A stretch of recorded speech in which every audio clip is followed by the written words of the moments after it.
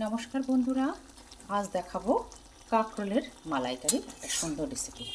আমরা তো অনেক রকম মালাইকারি খেয়ে থাকি, যেমন করে বিশেষ করে আমরা চিংড়ি মাছের মালাইকারি তো সবাই খেয়ে থাকি। তবে আজ দেখাবো নিরামিষের দিনে খেয়ে নেওয়ার জন্য সুন্দর একটা মালাইকারির রেসিপি, কাঁকরোলের মালাইকারি।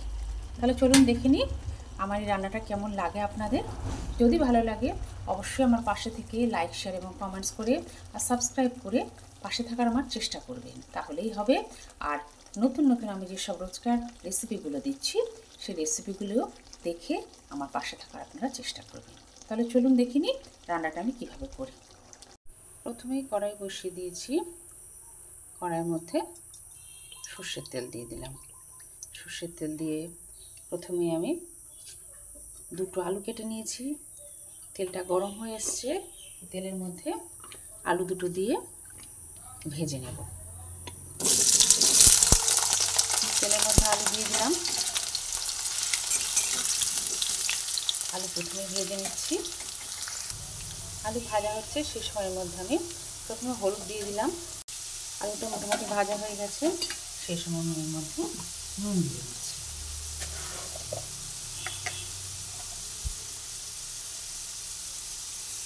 অল্প পরিমাণে নুন দিয়ে দিলাম। এরপরে আবার ভালোভাবে একটু নাড়াচাড়া করে দিচ্ছি। নুনটা পুরো আলুর মধ্যে মিশিয়ে দিলাম। এরপরে তেলটা ঝরিয়ে আলুগুলোকে তুলে ফেলছি।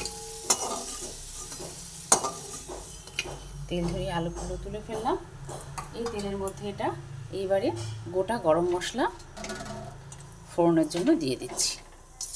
আমি আজকের এই রান্নাটা নিরামিষ দিনে খাওয়ার জন্য তৈরি করছি, একেবারে নিরামিষভাবে।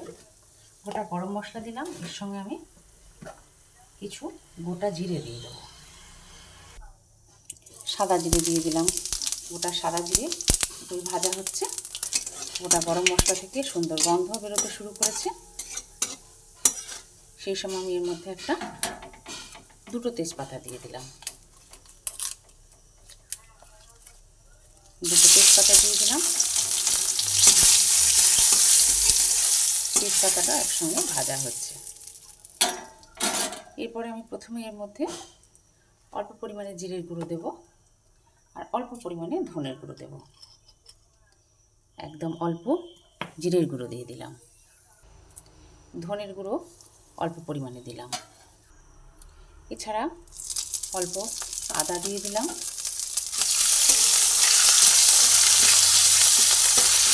আদা অল্প ভাজা হচ্ছে, আগে কাঁচা গন্ধটা চলে যাওয়ার জন্য অল্প ভেজে নিচ্ছি।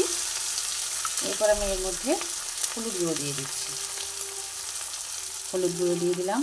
হলুদ গুঁড়ো দিয়ে দেওয়ার পরে হলুদ গুঁড়ো একসঙ্গে ভেজে নিচ্ছি। সব ভেজে নেওয়ার পরে এর মধ্যে আমি কিছুটা কাজু বাদাম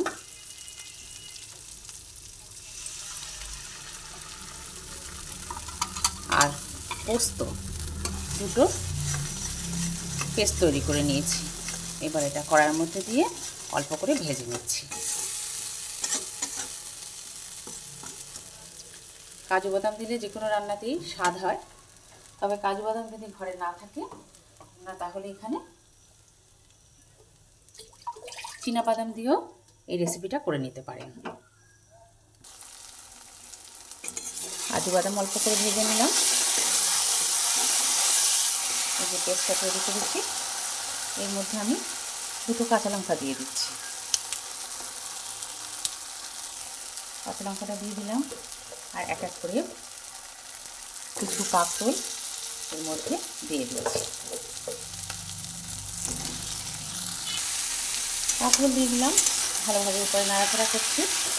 এরপরে এই কাঁকরোলের মধ্যে অল্প করে আমি হলুদ গুঁড়ো দিয়ে দেব। অল্প করে হলুদ গুঁড়ো দিয়ে দিলাম। সামান্য পরিমাণে জল দিচ্ছি, নাহলে যেহেতু পোস্ত আছে আর কাজু বাদাম আছে, সেজন্য নিচে লেগে যেতে পারে।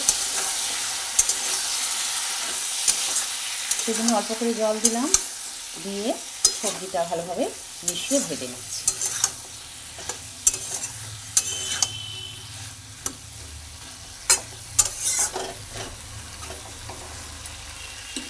ভাজা হোক, এখন এর মধ্যে আমি আবার অল্প পরিমাণে নুন দিয়ে দিলাম।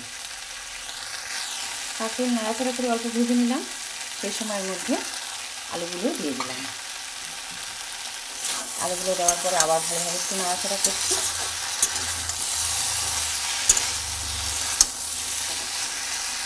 এরপরে আমি এর মধ্যে একদম অল্প পরিমাণে জল দিয়ে দিলাম। জল দিয়ে আবার একটু ভালোভাবে নাড়াচাড়া করছি।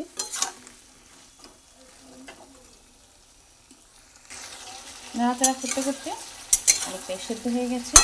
আমি এই সময় এর মধ্যে একটা নারকেলের দুধ দিয়ে দেবো।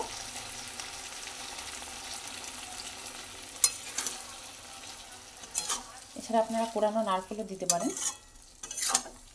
যেহেতু মালাইকারি, একটু নারকেল দিলে ভালোই লাগবে। দুধ দেওয়ার পরে ভালোভাবে নাড়াচাড়া করে নিচ্ছি। সেদ্ধ কিছুটা হয়ে গেছে। এরপরে এর মধ্যে জল দেবো।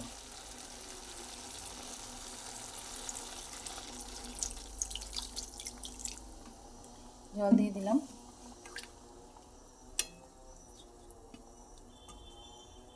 এইভাবে ফোটাবো। এবারে রান্নাটা হয়ে গেছে। এবার এটা আমি নামিয়ে ফেলবো। নামিয়ে একটা পাত্রে রেখে দেবো আর গরম গরম ভাতের সঙ্গে পরিবেশন করব। এবার একটা পাত্রের মধ্যে তুলে নিচ্ছি। খুব সুন্দর হয় এই রান্নাটা। আপনারা এইভাবে কাঁকরোলের মালাইকারি করে খেয়ে দেখবেন। একঘেয়ে তরকারি না করে এই ধরনের একটু ওলটপালট করে রান্না করলে খেতে কিন্তু বেশ ভালোই লাগে। সেই জন্যেই আজ এই রান্নাটা আপনাদেরকে করে দেখালাম।